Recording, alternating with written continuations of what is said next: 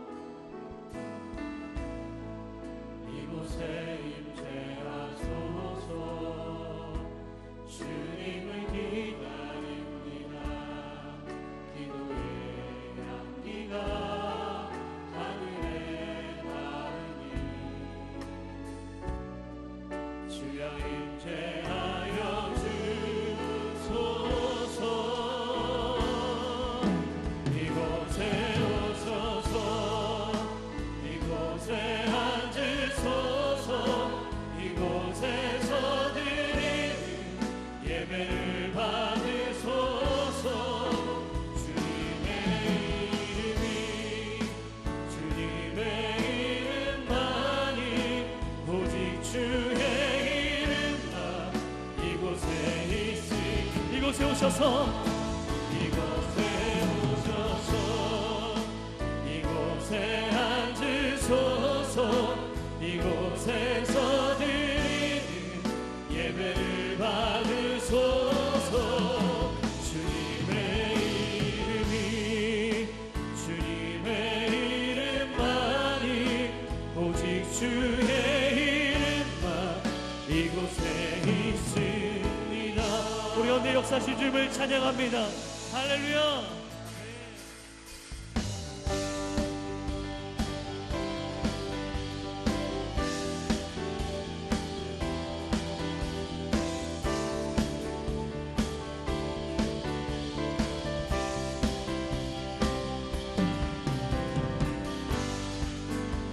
우리 왕 되신 주님 앞에 우리 마음을 드리며 고백하며 나갑니다. 왕 되신 주께 감사하세 그 사랑 영원하리라 모든 것 위에 뛰어나신 주 그 사랑 영원하리라 찬양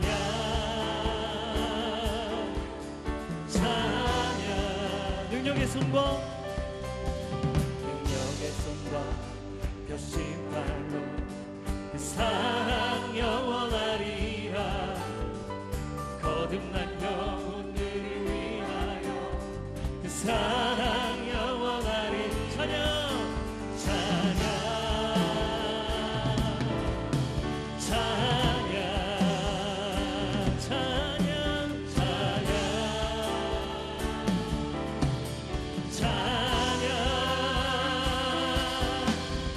영원히 지시하신 능력의 하나님 영원히 함께하리 영원히 신실하신 영원히 신실하신 능력의 하나님 영원히 함께하리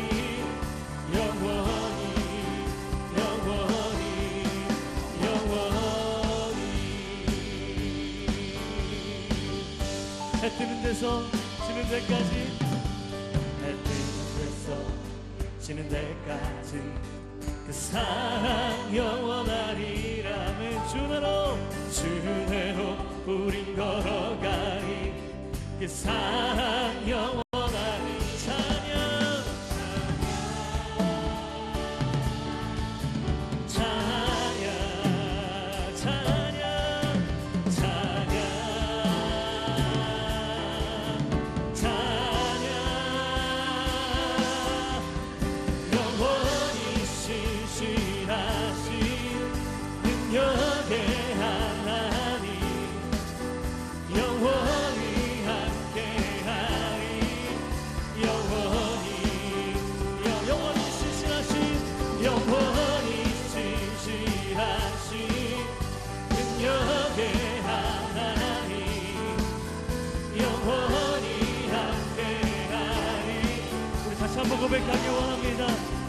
찬양을 드리며 찬양 찬양 찬양 찬양 찬양 영원히 신실하신 능력의 하나님 영원히 함께하리 영원히 영원히 영원히 신실하신 능력의 하나님 영원히 함께하리 영원히 영원히 영원히 영광의 주님 영광의 주님 찬양하세 모든 영광 능력 찬송 예수님께 영광의 주님 찬양하세 주의 백성 모두 함께 찬양하 두 손을 높이 들고 두 손을 높이 들고 그 이름 찬양 존귀와 영광 모두 주 예수님께 영광의 주님 찬양 죽으시고 부활하신 죽으시고 부활하신 만왕의 왕 우리 한 번 더 고백합니다. 영광의 주님 영광의 주님 찬양하세 모든 영광 능력 찬송 예수님께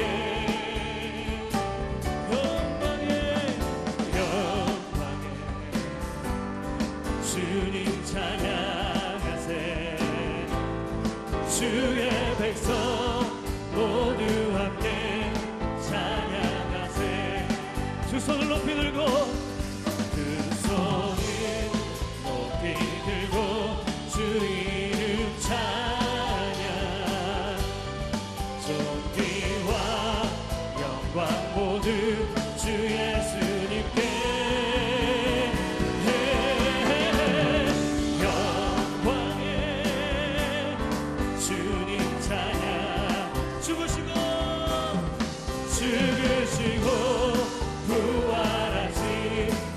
죽으시고 부활하신 만왕의 왕 죽으시고 부활하신 만왕의 왕 우리 가운데 살아계신 주님을 찬양합니다. 아멘. 우리 자리에 앉아서 계속 예배하며 나가겠습니다.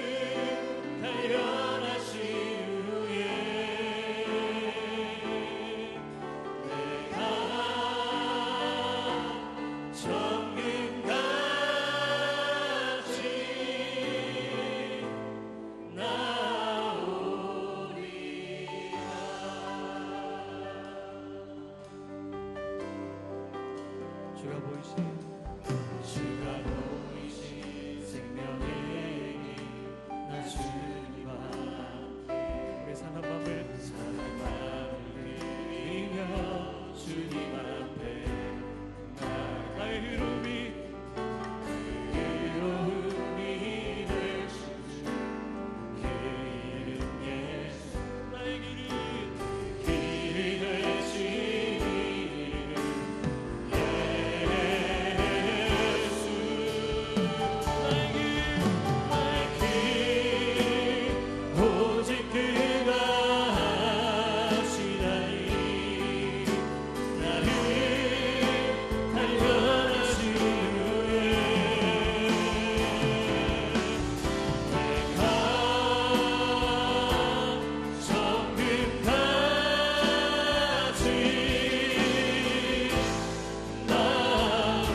주님께 나아갑니다. 나의 길 오직 그가 하시나니 나의 길 오직 그가 하시나니 나를 발견하신 후에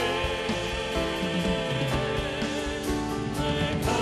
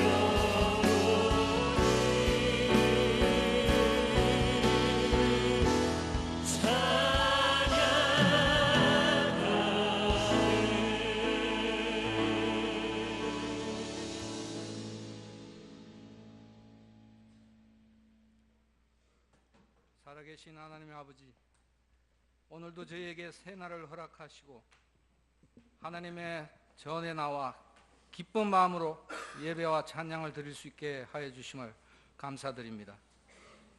주님, 이 예배를 기쁘게 받아주시옵고 저희로 성령 충만하게 하옵소서. 지난 한 주간도 세상 속에서 알게 모르게 지은 저희들의 죄를 고백하오니 용서해 주시고 깨끗이 하여 주시옵소서. 그리고 이 자리에 육신의 질병과 여러 가지 삶의 문제들을 가지고 주님 앞에 나온 지체들이 있습니다. 주님이 저희들에게 고난을 주시는 것은 그 고난을 통하여 우리의 연약함을 보게 하시고 오직 예수 그리스도만이 구원자이심을 깨닫게 하는 은혜임을 저희로 알게 하옵소서. 이 시간 하나님의 말씀이 선포될 때 육신의 질병들이 치유되고 과거의 상처가 회복되며 저희 삶의 문제들이 모두 해결되는 은혜의 시간이 되게 하옵소서. 사랑의 하나님 아버지, 십자가의 고통을 받아들이신 예수님의 순종과 우리의 죄를 대신해 자신을 내어주신 예수님의 사랑을 본받기 원합니다. 예수 그리스도의 순종의 삶이 우리의 삶이 되게 하시고 예수님의 그 크신 사랑이 우리의 사랑이 되게 하옵소서.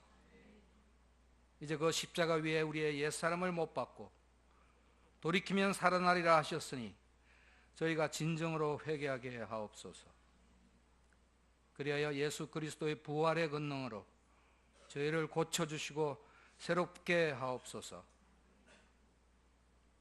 신실하신 하나님 아버지, 주님께서 세우신 이 아름다운 수원 온누리 교회와 신기순 목사님 그리고 모든 교육자들을 축복하사 우리 주 성령님의 통로가 되게 하시고 이곳을 축복의 땅으로 자리 잡게 하옵소서. 모든 온누리 교회가 합심하여 오직 말씀과 성령으로 액트 29의 비전이 실현되는 은혜와 능력을 주옵소서. 이달 마지막 주에 서빙고 본당에서 개최되는 부흥축제와 그 다음 주 진행되는 수원 온누리교회의 네이버 전도 집회를 축복하시어 모든 과정을 친히 보살펴 주시고 참가한 성도들의 마음과 영을 만져주시옵소서. 모든 권세의 주권자 되신 하나님 아버지, 이 나라 이 민족을 불쌍히 여기시고 보살펴 주옵소서. 새 대통령, 새 정부가 출범하였으나 국론 통합의 길은 멀고도 험합니다. 주여, 위정자들이 당리당략을 떠나 하나님의 공의가 이 땅 위에 실천될 수 있도록 지혜를 주시옵소서. 정치, 외교, 경제, 사회 모든 분야에서 정의가 강물처럼 흐르는 건강한 나라를 만들어 주시옵소서. 주님의 자비로 저희들의 눈물을 씻어주시고 어떤 상황에서도 이 나라 이 백성을 결코 버리지 마옵소서. 주님, 부디 이 나라의 민족이 서로 사랑하며 용서하고 화합하게 하옵소서.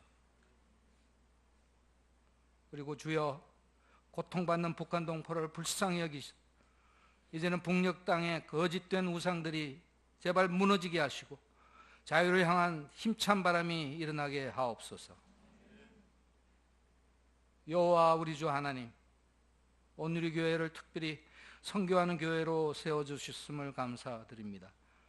복음을 전파하는 모든 선교사와 사역자들, 그리고 복음의 통로인 CGN TV를 축복하시어 그들이 어렵고 힘든 시간에 주님의 권능으로 사명을 잘 감당할 수 있도록 채워주시고 지켜주시옵소서. 우리 온누리교회의 영적 리더십을 위해 기도합니다.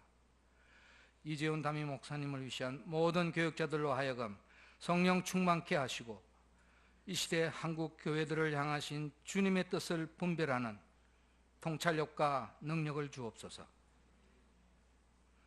오늘 신기순 목사님께서 전해주시는 말씀에 능력과 생명을 불어넣어 주시어 여기 있는 우리 모두가 구원의 확신 속에 거듭나는 은혜를 허락하옵소서. 주님께서 주시는 말씀의 능력이 저희들의 능력이 되게 하시고 말씀의 지혜가 저희의 지혜가 되게 하옵소서. 이 예배를 위하여 수고하시는 주와 함께 산양사역팀과 모든 손길을 하나님 일일이 기억하시고 복을 주옵소서. 부활이요 생명이신 예수님의 이름으로 기도드립니다. 아멘.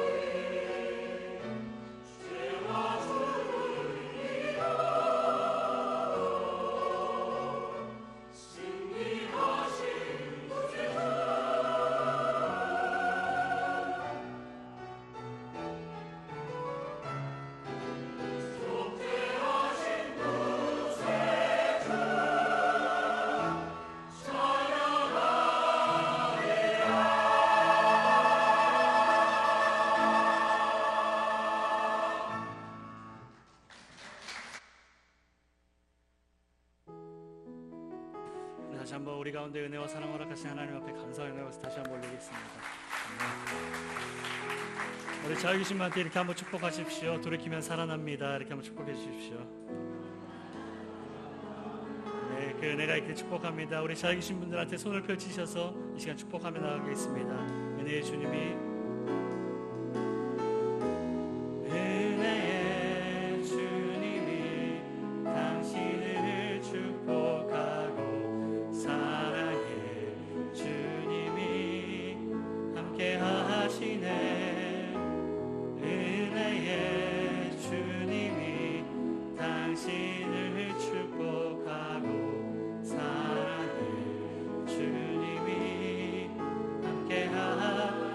자기 자신에게 손을 한번 얹으시고요. 은혜의 주님이 내 삶을 축복하고, 은혜의 주님이 내 삶을 축복하고, 사랑의 주님이 함께 하시네.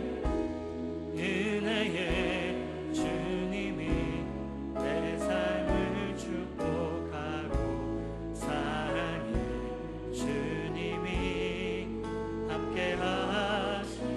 서로서로에게 축복과 사랑의 박수 한 번 더 부탁드리겠습니다. 감사합니다.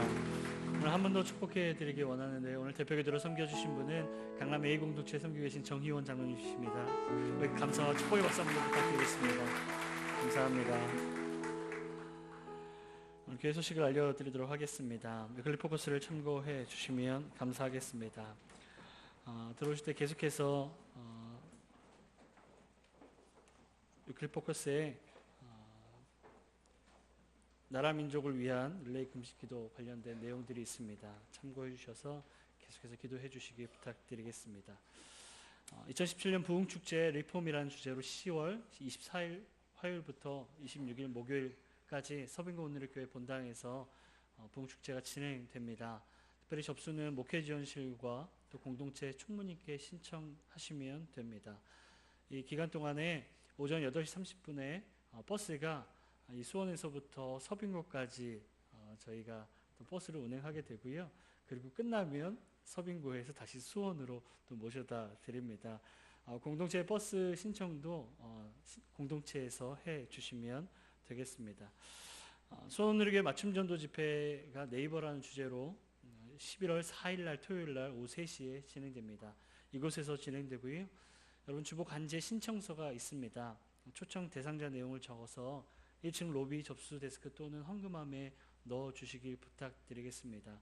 저희가 오늘부터 중보기도가 시작됐습니다. 여러분 빨리 신청해 주셔서 대상자들 마음에 품고 기도하는 마음으로 함께 이 집회에 참여하셨으면 좋겠습니다. 회복사역 영적 성숙을 위한 관계기술 세미나가 오늘부터 또 12월 3일까지 매주일 저녁 7시에 진행됩니다.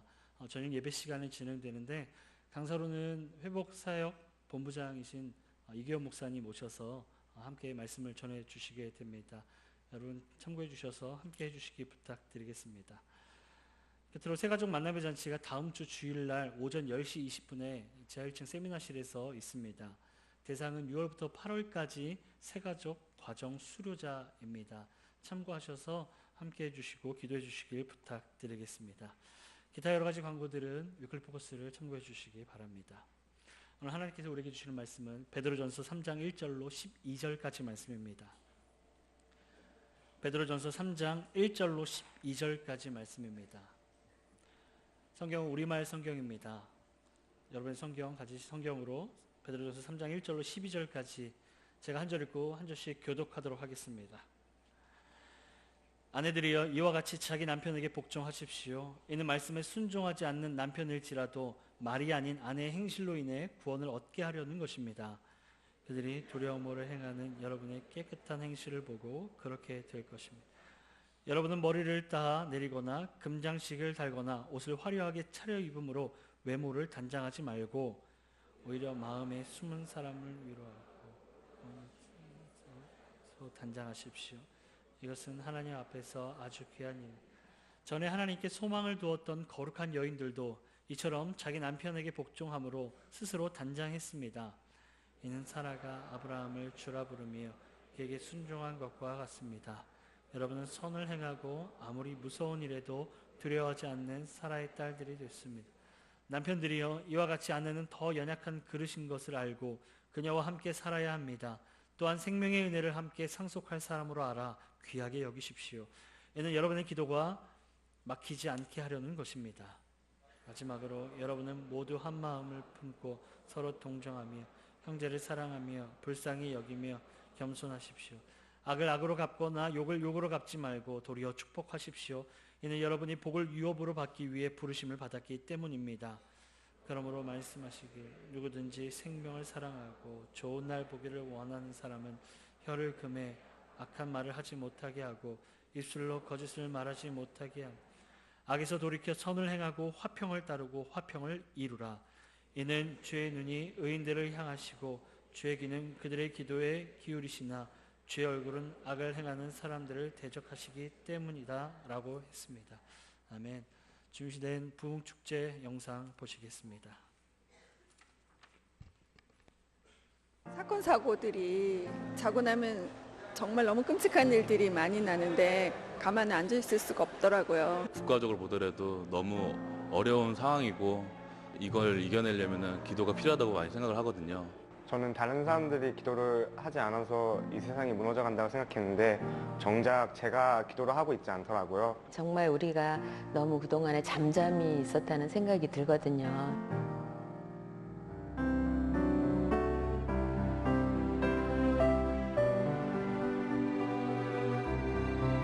교회가 먼저 나서서 이렇게 같이 금식 기도할 것을 선포한 면이 참 우리 교회가 깨어있구나라는 생각을 좀 하게 됐고요. 정말 이 아이들한테 좋은 나라, 좋은 조국을 물려주기 위해서는 이런 기도 모임이 더 있어야 된다고 생각합니다. 우리의 기도를 통해서 이제 우리 사회도 정말 회복되고 우리 나라도 정말 하나님께서 지키시고 함께 하실 것이다라는 그런 생각들을 가지고서 좀 평안해질 수 있었던 것 같아요. 하나님의 우리나라와 민족을 위한 어떤 간절한 마음, 이렇게 사랑의 마음, 돌아오기를 원하는 마음들을 느낄 수 있었고, 우리를 이렇게 해서라도 기도를 해서라도 이 나라를 하나님이 끌고 가고 바로 열방에 세우기를 위한 하나님의 마음을 가장 많이 알게 되었습니다. 우리를 돌아보는, 나를 돌아보는 그러한 시간이 되는 것 같아요. 그래서 세상을 보러 바뀌라고 하기 이전에 우리부터 바뀌어야 되겠다.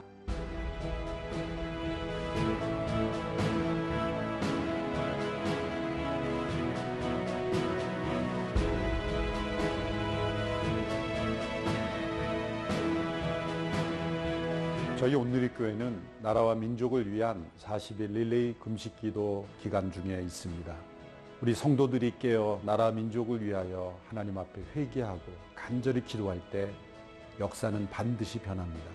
저는 며칠 전 산마루교회 이주연 목사님께 쓰신 산마루 서신에서 이러한 글을 읽고 공감하게 되었습니다. 요즘 뜻밖의 질문을 받습니다. 목사님, 전쟁이 나겠습니까? 예언적 관점에서 묻는 거나 하는 느낌을 받을 때도 있습니다. 저는 답합니다. 전쟁이 난다고 보아야지요. 이는 전쟁이 나기를 바라는 것도 아니고 전쟁으로 해결하기를 원하는 것도 아닙니다. 전쟁은 나지 말아야 하고 진정한 평화를 이루어야 합니다. 하지만 현명한 사람은 최악의 경우를 대비하여 환란이 닥쳐도 이를 능히 피하고 이겨나갑니다. 저는 이 글을 읽으면서 현명한 사람은 최악의 경우를 기도로 대비하는 사람이라는 것을 깨달았습니다. 단지 아무 일도 없을 거야 라는 안일한 생각이 언제나 역사의 위기를 불러왔습니다.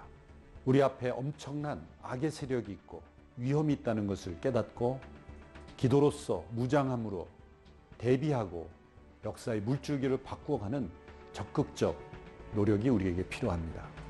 이번 10월 집회는 나라와 민족을 위한 구국 기도 집회와 같은 집회입니다.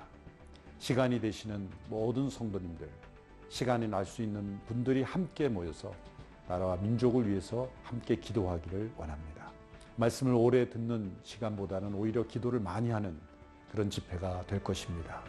마리아 행전으로 함께 모였던 기도의 열기를 이번 리폼 집회에서도 함께 이어갈 수 있게 되기를 바랍니다.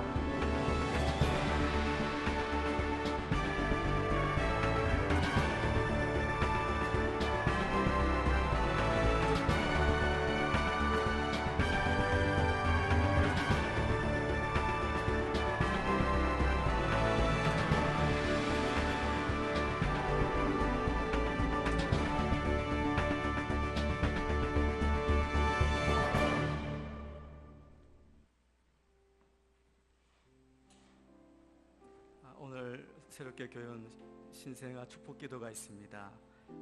양희찬.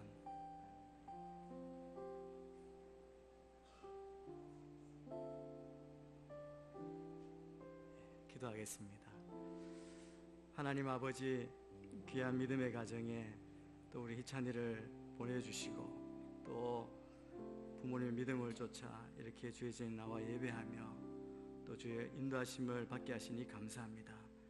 희찬이를 주님께서 붙들어 주시고 이 땅에 주님의 뜻이 계셔서 보내주신 것처럼 이 땅에서도 주의 뜻을 이루는 귀한 아들에게 인도하여 주옵소서.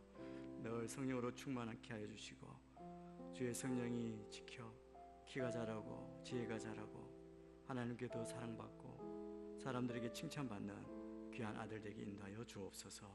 날마다 주를 닮아가는 모습으로 또 수고하는 부모님의 큰 기쁨과 자랑이 되며 이 아들의 인생을 통하여 만남의 축복과 온전히 주님께 영광 돌리는 삶이 되게 인도하여 주옵소서.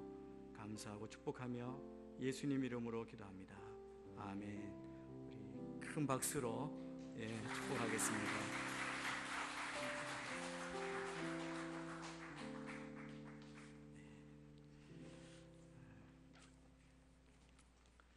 방금 영상을 통해서 우리 40일 릴레이 금식기도 참여하신 분들의 간증을 통해 이번 부흥집회 그 광고 홍보 영상을 봤습니다.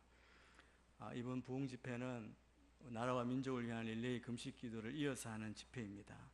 우리 광고 드린 대로 우리 성도님들 모두 참여해 주시고 또 저희 출발하는 차량이 있습니다. 그러니까 신청하셔서 함께 많이 참여하고 또 함께 기도하고 큰 은혜를 받는 그런 귀한 시간이 되기를 바랍니다. 수원 온누리교회 맞춤 전도 집회 네이버 계속 광고 드리는데요. 이제 3주 남았습니다. 이 네이버에 원래 우리 목사님이 이름을 지었는데 이웃이라는 뜻도 있지만 내 이웃을 벗자가 그냥 버려두지 마십시오 이런 뜻이 있습니다. 그래서 여러분 그 세상에 또 그냥 버려두지 마시고 사랑으로 주님 앞으로 인도하는 그런 귀한 시간이 되길 바랍니다. 3주가 남았기 때문에 오늘 아직 신청하지 않으신 분들은 대상자 불고 기도하고 신청해 주시고 또 3주 동안 부담을 갖지 않고 잘 참여할 수 있도록 단계별로 지혜롭게 또 안내하고 전도할 수 있도록 그렇게 해주시면 감사하겠습니다.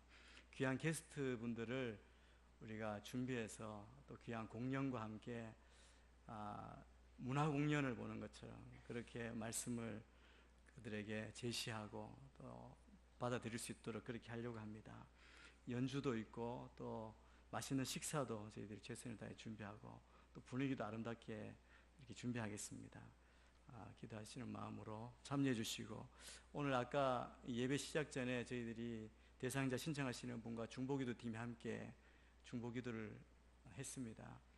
여러분도 좀 일찍 오셔서 함께 기도해 주시면 감사하겠고 그 영혼을 품고 우리가 기도하는 또 한 영혼이 주님 앞에 돌아올 때 하늘에 큰 잔치가 열립니다.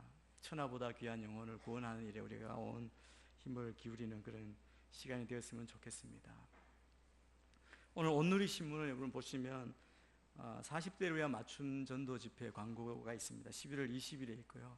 또 신문 안에 또 귀한 읽을 거리가 있습니다. 여러분 꼭 관심을 가지고 보시지 않은 분들은 꼭 최소한 한 부 이상 가져가셔서 또 주위에 예수님을 믿지 않는 분들에게 전도지로도 사용할 수 있게 되기를 바랍니다.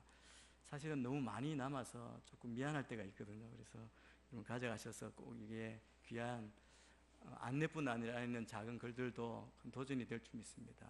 그렇게 사용해 주시면 감사하겠습니다. 이 시간에 우리가 계속해서 나라와 민족을 위한 기도를 함께 갖기를 원합니다.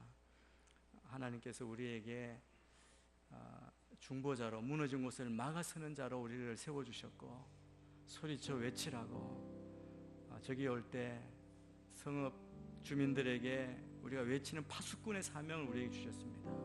그 사명을 감당해서 우리가 이 백성이 회개하고 주님 앞에 돌아오고 주님이 주시는 온전한 회복과 안정이 평화가 오도록 우리가 계속해서 기도하며 나아가기를 원합니다. 그리고 회개하고 이 세대가 주님 앞에 주님의 세대로 다시 일어서게 하여 주시고 또 하나님 우리의 자녀들 가운데 또 이 민족들 가운데 주의 나라에 귀하게 쓰임받는 그런 백성, 그 자녀가 세워질 수 있도록 인도하여 주옵소서. 또 부흥 집회를 위해서도 우리 이 시간 같이 합심하여 기도하며 나아가겠습니다. 같이 한번 기도하겠습니다. 하나님 아버지, 주님의 은혜를 감사합니다. 이 백성을 사랑하셔서 지금까지 지키시고 인도하신 주님, 이곳까지 인도하신 에베네셀의 하나님을 찬양합니다. 이 땅의 믿음의 교회, 예배드리는 모든 믿음의 사람들을 허락하여 주시고 이 땅을 품고 기도할 수 있도록 인도하심을 감사합니다. 우리가 깨어 이 땅에 무너진 곳을 막아서는 중보자로 그 사명을 감당케 하여 주시고, 하나님 이 땅에 소리치며 외치는 파수꾼의 사명을 감당하여 하나님 한 영혼도 잃어버리지 않고 주님 앞에 돌리는 우리들이 되게 인도하여 주옵소서. 죄악 가운데 있는 이 땅이 하나님 죄를 쓰고 회개하며 무릎을 꿇고 하나님 회개할 때 이 땅을 고치시는 주의 능력, 하나님 살리시는 주의 은혜를 보기를 원합니다. 사망이 막힌 것 같은 이 상황 가운데 눈을 들어 주를 보며 우리의 도움 되신 주님께 오전에 의지하며 나아가는 저희가 되게 인도하여 주시옵소서. 하나님 아버지, 우리가 온전히 엎드리며 기도합니다. 우리의 구원자 되신 주님, 역사의 주인 되신 주님께 모든 것을 맡깁니다. 이 땅의 위정자들을 불쌍히 여기시고 이 땅의 위정자가 하나님을 두려워하며 하나님의 뜻에 합당한 공의의 정치를 감당할 수 있도록 저희와 그들을 다시 돌이키고 하나님 회개하며 주님께 돌아오게 인도하여 주시고, 이 땅이 거룩한 나라, 제사장 나라, 하나님 주님 앞에 정직한 나라로 설 수 있도록 인도하여 주옵소서. 전쟁의 소문 가운데 두려워하는 이 백성을 불쌍히 여기시고 전쟁의 모든 소문을 막아주시고 이 땅에 참된 주의 평강이 올 수 있도록 인도하여 주옵소서. 우리가 막았으며 기도하며 나아가는 제가 되기를 원합니다. 하나님 무궁축제를 주님 기름 부어주시고 하나님 모든 집회 가운데 기도의 불이, 성령의 불이 또 있기를 하며 우리가 변화되며 주님께 돌아가는 놀라운 부흥의 시간이 되게 인도하여 주시옵소서. 하나님 아버지, 우리를 이 땅에 부르신 부르심의 소명조차 이 땅에 주의 공의를 행하며 주의 복음을 전하며 주의 사랑을 전하는 주의 백성들 되게 인도하여 주시옵소서. 이 땅에 모든 죄악을 보며 엎드려 회개하며 이 땅을 고치시는 주님 앞에 모든 것 의지합니다. 우리가 눈을 들어 주를 보며 도움 되시고 치료 되신 주님 안에 그하며 주님 주신 참 평강이 이 백성 가운데 흘러 넘치게 인도하여 주옵소서. 전쟁을 막아주시고 이 땅에 참 평화가 임하게 하여 주시고 이 땅에 거룩한 제사장의 나라로 다시 일어서며 이 세대가 주님 앞에 쓰임받는 이 세대 되게 인도하여 주시옵소서. 하나님, 나라와 민족을 위한 부흥 집회를 주님 손에 올려드립니다. 뜨거운 성령의 역사가 일어나게 하시고 온 성도가 참여하여 기도하며 이 땅을 고치시는 주의 역사하심을 목도하는 저희 모두가 되게 인도하여 주옵소서. 우리 수원 맞춤 전도 집회를 주님 손에 올려드립니다. 잃어버린 영혼을 찾으시는 주님의 마음으로 우리를 채워주시고 나는 그들에게 다가가 복음을 전하는 저희 성도들 되게 인도하여 주옵소서. 오늘도 말씀을 듣습니다. 주의 말씀을 듣고 주께서 부르신 그 부름 따라 그 서 있는 자리에서 주의 복음을 증거하며 주의 복음을 보여주는 주의 백성들 되게 축복하여 주옵소서. 예수님 이름으로 기도합니다. 아멘. 베드로 전서를 통해서 베드로 사도는 계속 주님을 믿는, 주님을 발자취를 따라가는 성도가 이 땅에서 어떻게 살아가야 하는지, 이 땅에서 살아가는 그 방법을 우리에게 계속 말씀해 주고 있습니다. 이 땅에서 우리는 나그네로 잠시 고난을 당하지만 우리는 믿음의 결국인 영혼 구원을 바라보며 살아가야 한다는 것입니다.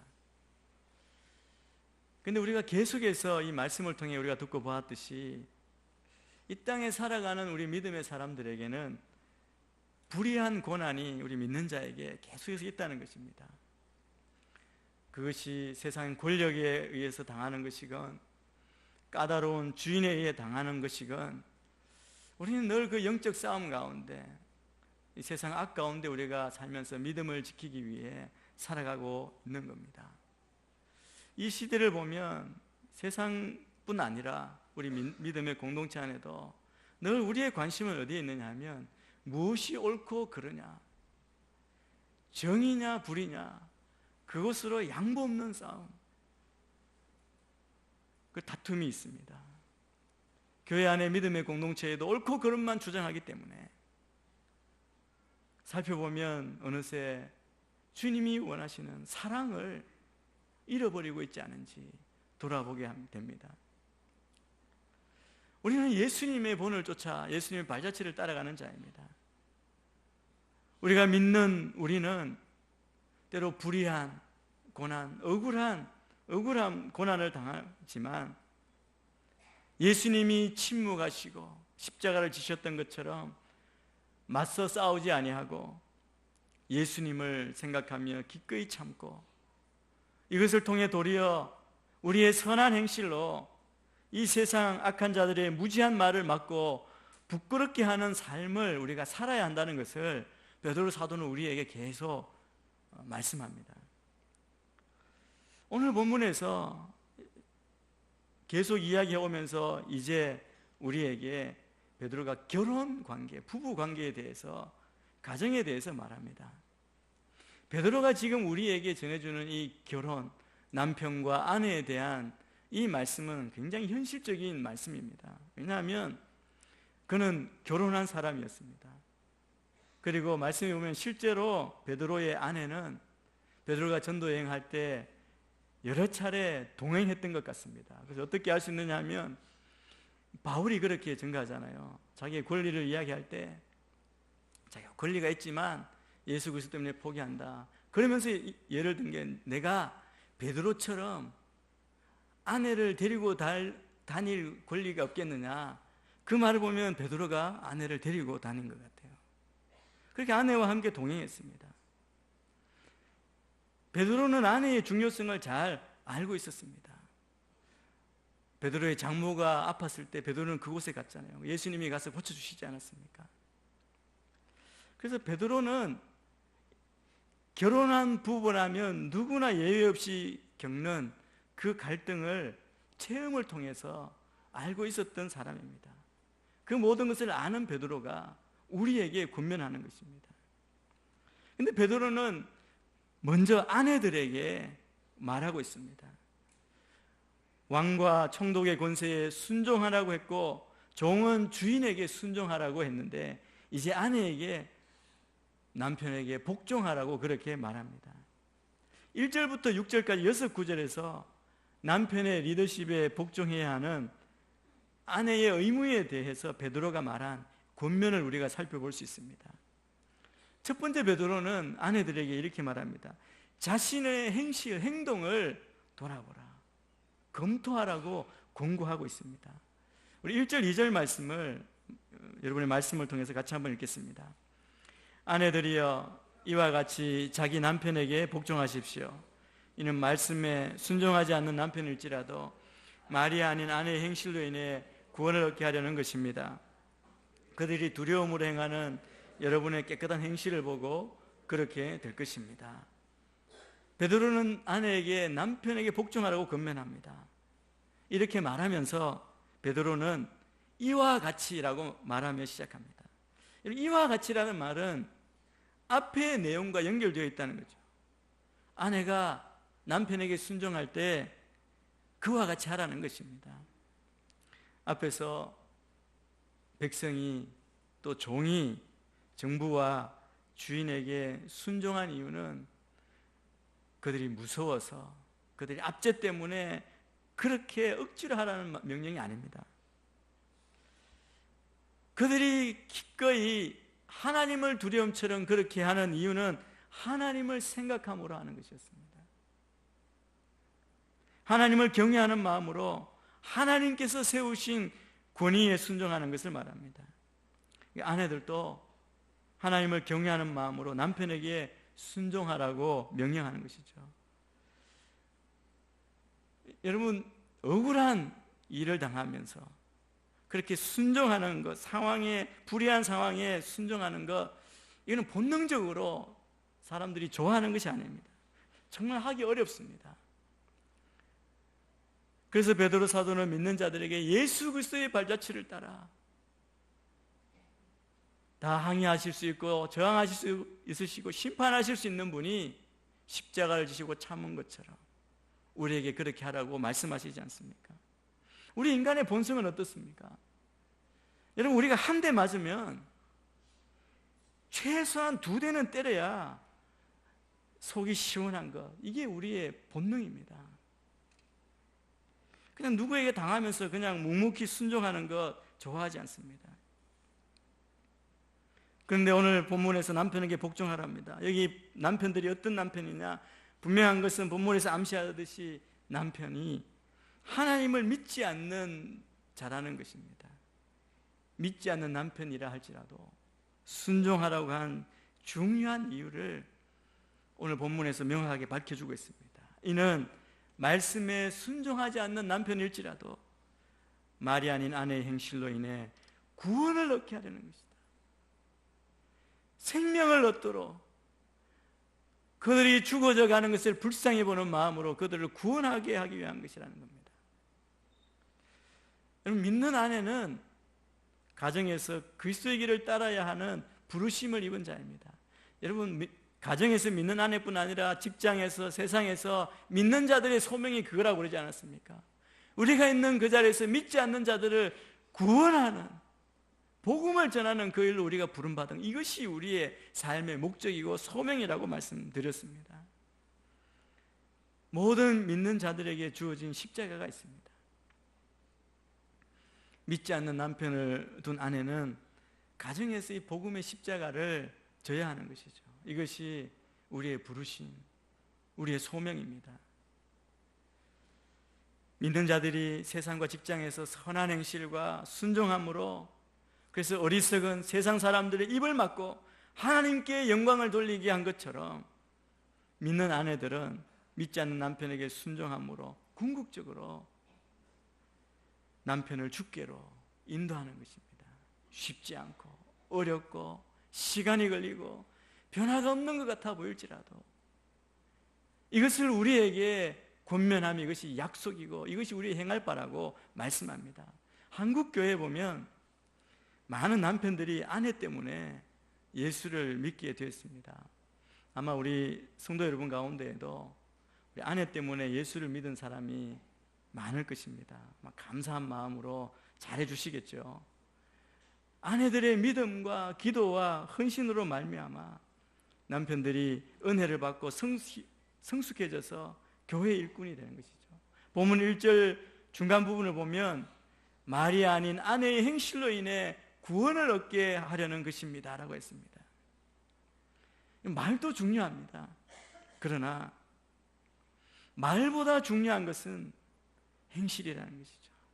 왜냐하면 믿지 않는 남편들은 믿는 아내들의 말의 복음이 아니라 행동의 복음을 통해 하나님을 보기 때문에 그렇습니다.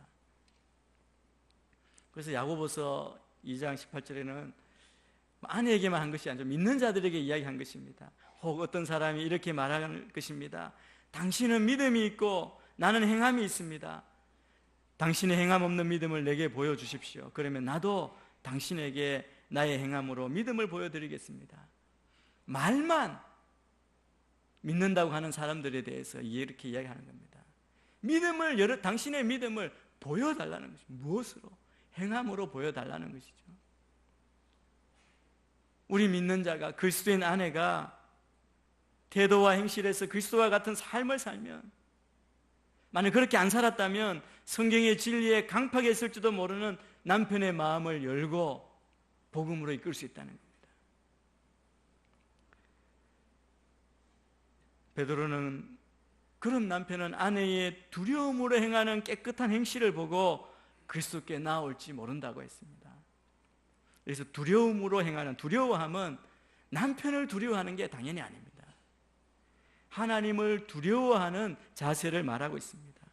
여기서 그것을 보고라고, 남편이 보고라고 했는데 이 본다는 단어는 슬쩍 보는 게 아니라 자세히 주위에서 관찰한다는 의미를 내포하고 있습니다. 순수하고 공손한. 그런데 여러분, 베드로가 지금 여기에 이야기하는 이 행실은 한번 기분 좋을 때 하는 선행 한 번으로 하는 그걸 말하지 않습니다. 베드로가 생각하고 있는 것은 한결같이 변함없는 덕스러운 성품을 이야기합니다. 그렇게 행할 때 1년이 지나고 2년이 지나고 10년이 지나고 때로는 20년이 될 수도 있고, 그렇지만 그렇게 행하는 아내는 무시당하지 않고 무시할 수도 없고 그것 때문에 구원을 받는다는 겁니다. 두 번째, 베드로는 아내들에게 깨끗한 행실을 요구하면서 그것은 겉으로 드러나는 외모를 단정하는 것이 아니라 우리의 마음가짐, 속사람을 점검하라고, 심령을 점검하라고 권면합니다.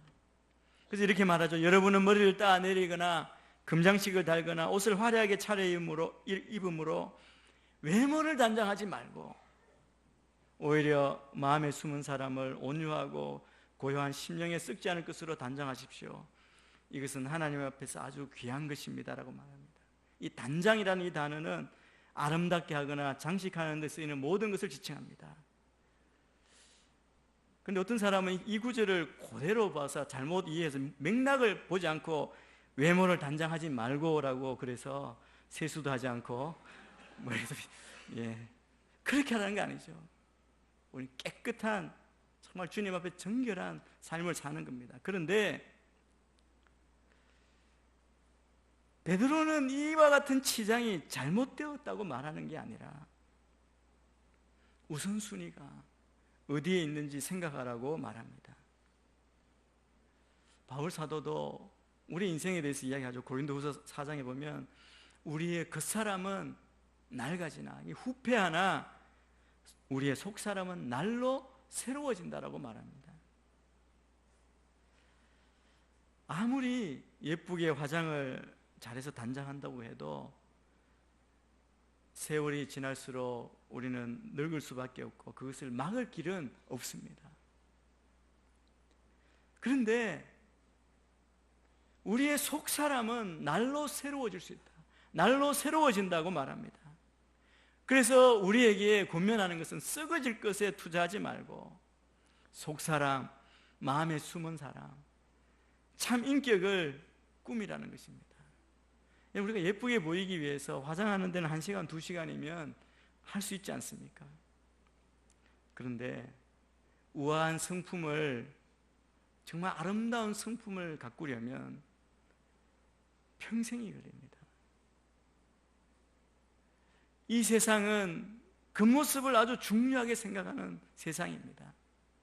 그러나 하나님은 세상이 생각하는 세상의 규범을, 세상의 지침을 역전시키십니다. 우리는 유행이 바뀔까 봐 늘 신경을 쓰지 않습니까? 그런데 내면을 치장하는 속사람을 가꾸는 미덕은 유행에 뒤떨어지는 법이 없습니다. 절대로 유행에 뒤떨어지지 않습니다. 그래서 우리가 어디에 초점을 맞출 것인가? 우리의 속사람, 심령에 새롭게 하는 것에 우리의 초점을 맞추라고 권면하고 있습니다. 마지막으로 베드로는 아내들에게 그들이 무엇에 관심을 두고 있는지 살펴보라고 합니다. 5절 6절 말씀을 우리가 함께 읽겠습니다. 5절 6절입니다. 시작. 전에 하나님께 소망을 두었던 거룩한 여인들도 이처럼 자기 남편에게 복종함으로 스스로를 단정했습니다. 아브라함을 주라 부르며 아무리 무서운 일에도 두려워하지 않는 사라의 딸들이 됐습니다. 이제 베드로는 하나님께 소망을 두었던 거룩한 여인들을 말합니다. 그 예로 든 사람이 사라입니다. 사라는 믿음의 조상인 아브라함의 아내, 동반자였기 때문에 유대인들에게 믿음의 어머니가 된 여인입니다. 오늘 베드로가 말한 것처럼 이 사라는 창세기 18장 12절에서 남편을 주라고 이렇게 부릅니다. 이 호칭은 남편을 굉장히 존경스럽게 높이는 표현입니다.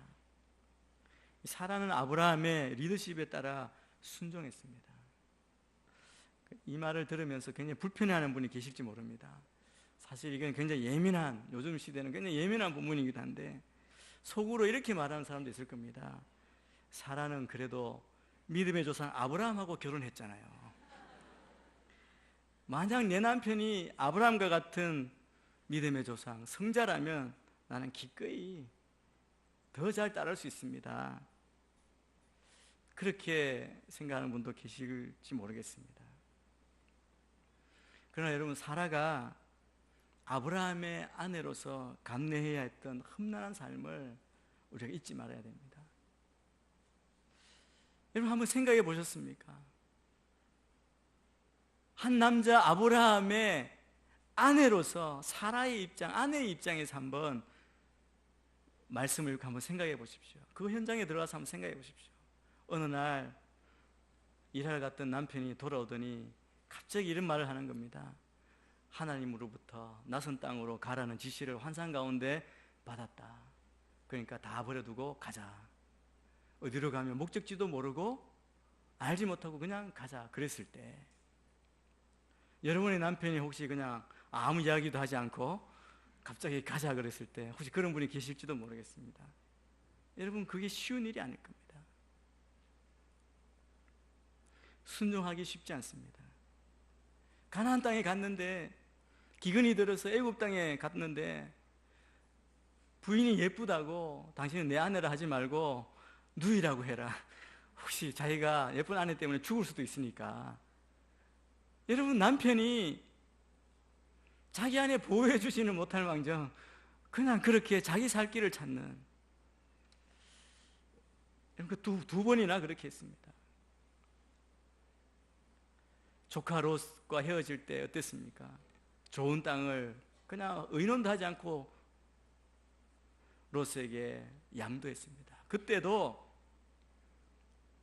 사라는 남편의 결정에 따랐습니다. 아마 우리 가정 안에도 이런 문제 때문에 어려운 가정이, 어려운 아내들이 많이 계실지 모릅니다. 사라의 관점에서 볼 때 아브라함은 소통도 잘 안 되고 대화도 안 되고 변덕스럽고 솔직하지 못하고 어리석고 무모하고 무책임해 보일 수 있습니다. 사라의 결혼 생활이 안정되고 완전해서가 아니라 불안하고 불완전했기 때문에 사라의 이 순종이 모든 믿는 자에게 순종의 귀감이 된다고 말씀합니다. 베드로가 이런 사라의 순종을 말하고 있는 겁니다. 6절에 보면 사라가 선을 행하는 것, 이것은 이 의미로 볼 때 남편에게 순종하는 것일 겁니다. 그리고 아무리 무서운 일에도 두려워하지 않는 것, 이것은 어떤 상황에도 평온한 마음을 가지는 것.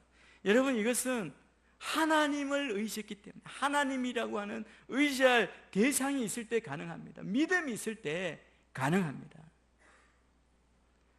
베드로는 이 믿음의 여인들도 이러한 모습을 보였으니까 여러분도 우리도 그렇게 하는 것이 마땅하다고 그렇게 말합니다. 작게는 이 말씀은 믿지 않는 남편을 두신 분에게 직접적인 명령입니다. 그리고 믿는 남편을 둔 아내에게도 중요한 명령입니다. 앞으로 결혼하실 분들에게도 분명히 알아야 될 말씀입니다. 또 우리 모두에게도 오늘 말씀에 따라 겸손히 자신을 낮추고 하나님을 경외함으로 순종의 삶을 우리가 살아야 함을 말씀해 주고 있습니다.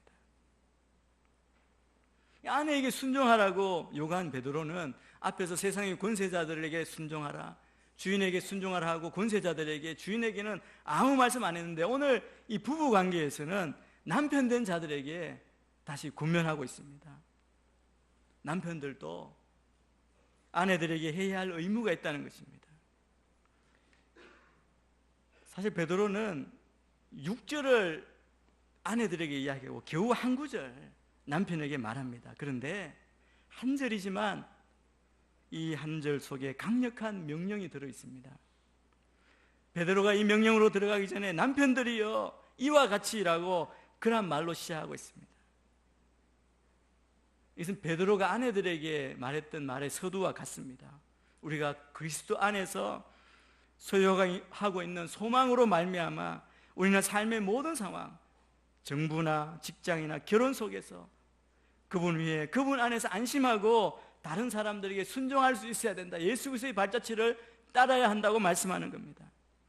그리스도인 아내들이 결혼 생활에서 실천해야 될 특별한 책임이 있듯이 그리스도인 남편들도 담당해야 될 똑같이 중요한 역할이 있습니다.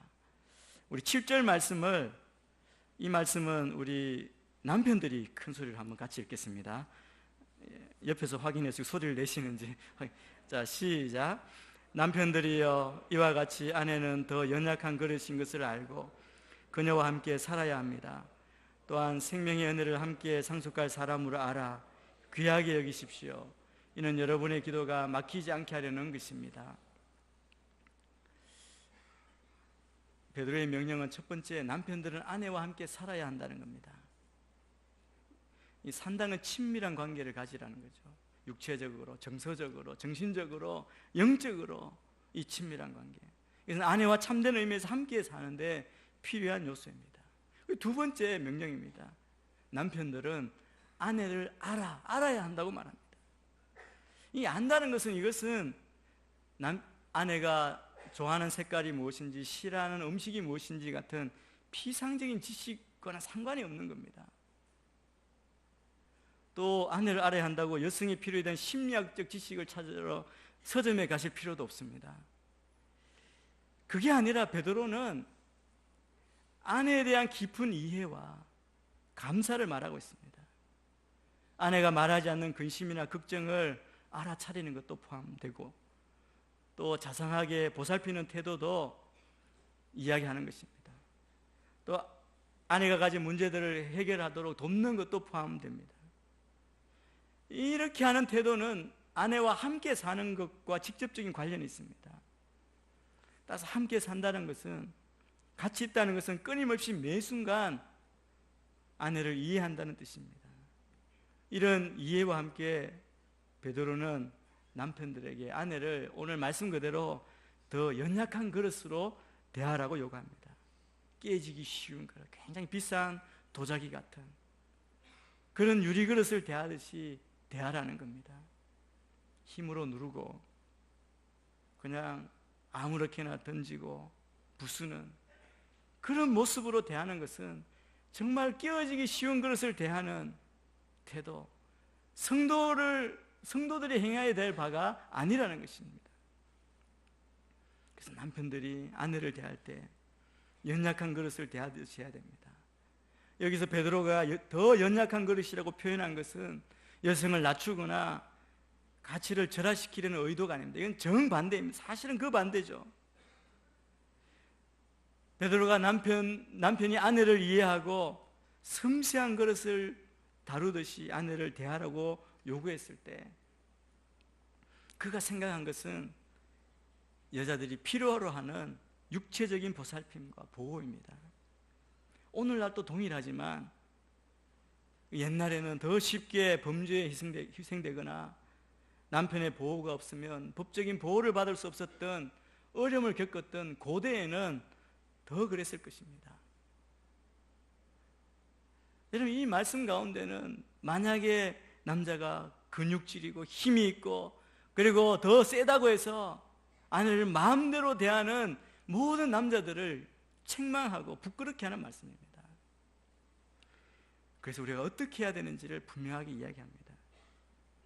세 번째, 남편들은 아내를 존중해야 합니다. 오늘 말씀에 귀하게 여기라고 말합니다. 여기서 베드로가 자기가 이 생각을 분명하게 이야기합니다. 그가 아내를, 여자들을 존중받는 동등한 배우자로 생각하는 것을 분명히 밝히는 말씀이죠. 그래서 남편들은 아내를 높은 자리에 상석에 두어야 됩니다. 한 남자의 아내는 그의 마음과 생각뿐 아니라 그의 일정표, 스케줄, 그의 말, 행동에 있어서 가장 큰 자리를 차지하는 자가 아내입니다. 한 남편의 최우선순위가 아내가 되어야 됩니다. 왜 그렇습니까? 오늘 말씀 보니까 아내는 생명의 은혜를 함께 상속할 사람이라는 겁니다. 하나님 앞에 영적인 유산을 함께 나눌 자가 부부라고 말씀합니다. 또 베드로는 마지막으로 가정의 평화를 유지해야 되는 가장 큰 목적을 말씀합니다. 이것은 여러분의 기도가 막히지 않게 하려는 것이라고 말씀합니다. 남편과 아내가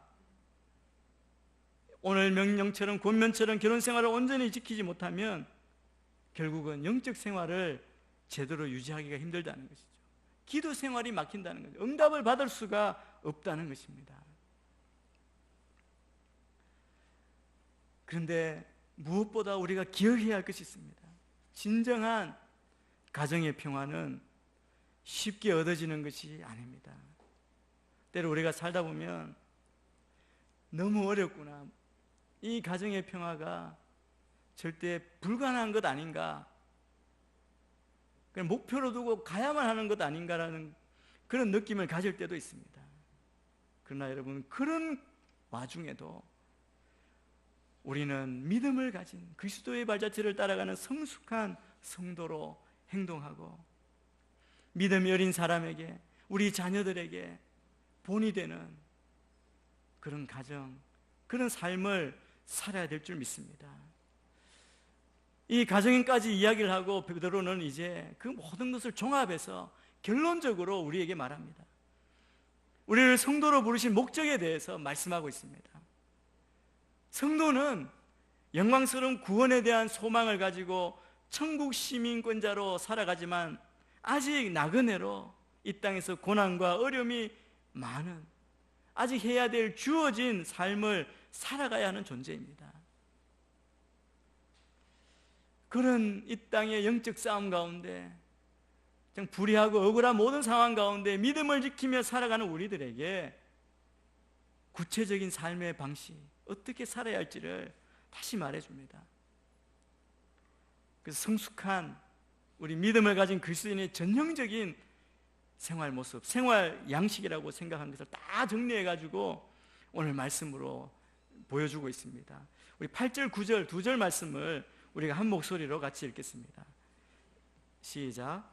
마지막으로 여러분은 모두 한 마음을 품고 서로 동정하며 형제를 사랑하며 불쌍히 여기며 겸손하십시오. 악으로 갚거나 욕을 욕으로 갚지 말고 도리어 축복하십시오. 이는 여러분이 복을 유업으로 받기 위해 부르심을 받았기 때문입니다. 이 두 절을 말하고 뒤에 시편 34편 말씀을 인용합니다. 베드로는 성숙한지 안 한지 그것을 가늠할 수 있는 이 점검표를 마지막으로라는 말로 시작합니다. 베드로는 이 편지를 끝내려고 마지막으로 말하는 것이 아닙니다. 앞에 말한 마음가짐과 그 태도, 행동에 대해서 가르친 그 목적을 다 종합해서 정리해 주는 겁니다. 앞에서의 내용은 믿는 자들에게 직접 육신의 욕망에 맞서 싸우며 나그네로서 살라고 가르치죠. 우리의 이 세상에서의 그런 싸움은 인간 정부에 대한 부당한 대우, 억울한 대우, 주인들의 불공정한 처사, 결혼 생활의 갈등이라는 이 전쟁터 가운데 벌어지고 있는 것입니다. 그러니까 우리가 믿음을 가진 성도로서 이 땅에서 환난을 당하고 어려운 가운데 빠지는 것은 우리가 믿음이 없어서이거나 하나님께서 사랑하시지 않아서 우리가 당하는 것이 아니라는 겁니다. 악으로 가득 찬 공중권세 잡은 사탄이 공중권세를 잡고 있는 이 세상 가운데 살아가는 우리에게는 믿음을 가지고 있다면 이 고난과 환난은 자연스러운 것입니다. 마치 비 오는 날 우리가 밖에 나가면 우리가 예수 믿기 때문에 비가 우리를 피해가지 않잖아요. 다 비를 맞는 것과 마찬가지입니다. 이렇게 세상의 악 속에서 살아가야 하는 성도들에게 베드로가 오늘 방금 읽은 이 말씀처럼 몇 가지 삶의 자세에 대해서, 우리의 태도, 그리스도의 본래 모습에 대해서 가르치고 있는 겁니다. 많이 가르치고 있는데 먼저 한 가지를 한번 보겠습니다. 한 가지는 오늘 제목처럼 한 마음을 품으라고 말합니다. 이것은 한 가지 일의 뜻을 합하는 것을 말하는 것이죠. 그런데 우리가 마음을 모으는 한 가지 일이 무엇입니까? 그것은 하나님께서 우리를 부르신 그 부름에 한 마음으로 행하는 겁니다. 그래서 우리가 지금까지 보았듯이 예수 그리스도의 발자취를 본받아 살아가는 것입니다. 영혼의 구원과 하나님 나라를 세우는 것에 목적을 같이 하고 그것을 위해서 하나님의 말씀의 가르침에 따라 순종하며 살아가는 겁니다. 그래서 혼자 사는 것이 아니라 우리 공동체가 모이는 거죠. 우리 공동체가 모였는데 이 사람은 이거 이야기하고 저 사람은 저 얘기하면 공동체는 깨어질 수밖에 없을 겁니다. 그래서 우리가 한 마음으로 뭘 품으라고 하는 것은 이 한 가지 일에 우리의 마음을 모으라는 것입니다. 우리의 부름에 온전히 집중하라고 말씀하는 겁니다. 그래서 오늘 본문 8절은 성도의 기본적인 자세, 한 마음을 품으라, 불쌍히 여기라, 그런 이야기, 우리 성도 안에, 교제 안에서 우리가 어떻게 다른 사람과 관계를 할 것인가, 그것에 대해서 말해주고 있습니다. 또 9절에 보면 특별히 우리에게 고난을 주는 대상, 쉽게 말하면 불신자, 이 세상에 대해서 그 사람들과는 우리가 어떻게 해야 되는지를 말씀하고 있습니다. 그리스도인의 행동 원리는 자기를 사랑하는 것이 아니라 나를 해치고 욕하는 자에게도 보복하는 것 없이 사랑하며 불쌍히 여기며 겸손히 대하는 것으로 드러나야 합니다. 예수 믿는 자의 표징이 무엇입니까? 똑같이 주장하고 우리가 조금 더 능력이 있어서 앞서가고 권세를 누리고 높은 자리에 가는 그것이 예수 믿는 자의 표상이 아닙니다. 오늘 여기 8절 9절에 말하는 이 모습이 예수 믿는 자의 삶의 모습입니다. 의를 위한 십자가의 길, 고난의 길을 가는 것입니다.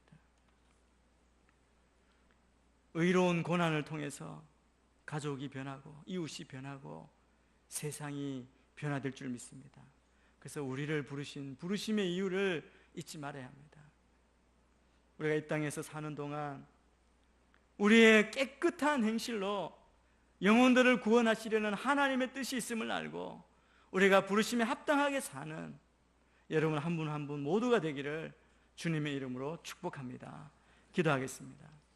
하나님 아버지, 우리를 부르시고 하나님의 자녀 삼아주시고 우리로 예수님을 본받은 주님의 발자취를 따라가는 주의 자녀로 삼아주심을 감사합니다.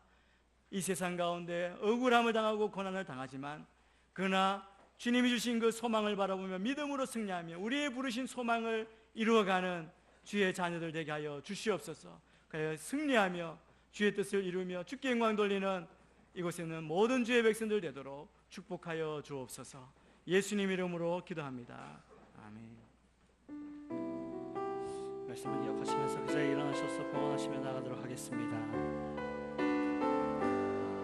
주의 손에 나의 손을 보게 해보 또 주의 발에 나의 발을 보게 해요. 나 주와 함께 죽고 또 주와 함께 살리라. 영원토록 주 위에 살리라.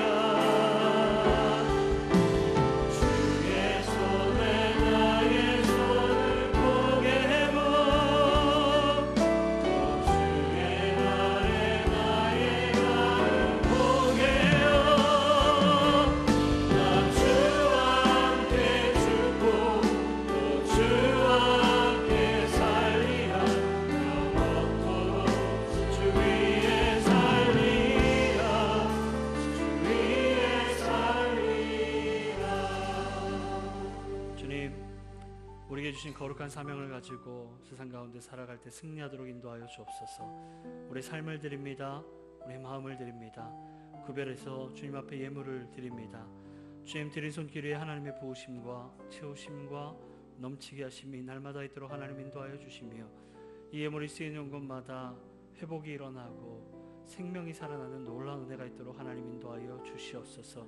그래서 하나님 홀로 영광 받아 주옵소서.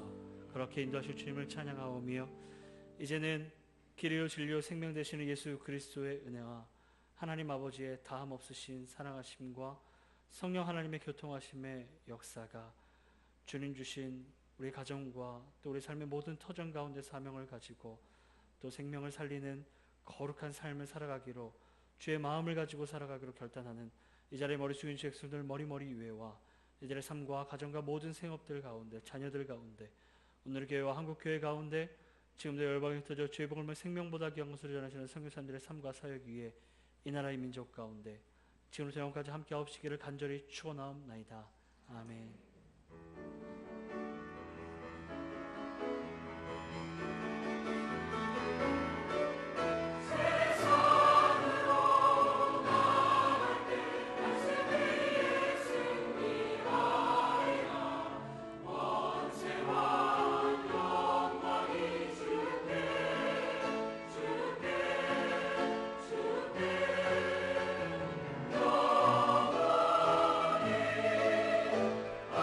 살아계신 하나님을 높여드립니다. 살아계신 주, 살아계신 주, 나의 참된 소망, 걱정 없이 전혀 없네. 사랑의 주내 갈 길이 너하니 내 모든 삶의 기쁨 늘 충만하네. 능력의 하나님, 살아계신 하나님을 찬양합니다. 아멘. 예배를 마쳤습니다. 한 주간도 승리하시면서 주님 축복합니다.